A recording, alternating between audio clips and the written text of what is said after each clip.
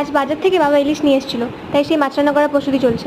আজ বাজার থেকে বাবা ইলিশ নিয়ে এসেছিল, তাই সেই মাছ রান্না করার প্রস্তুতি চলছে।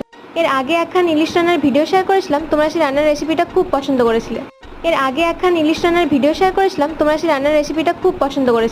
তাই এই সুবর্ণ সুযোগ কি বাদ দেওয়া যায় তোমরাই বলো।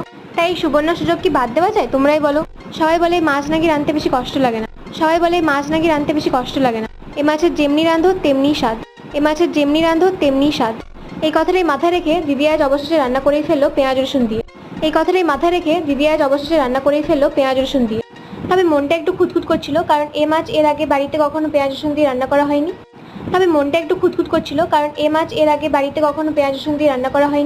কে জানে খেতে কেমন লাগবে। এই ইলিশের মধ্যে এমন আছেটা কি, এর দামটাও বেশি আবার খুব জনপ্রিয়। তবে এক্ষেত্রে আমি একটা ব্যতিক্রম বলতেই পারো।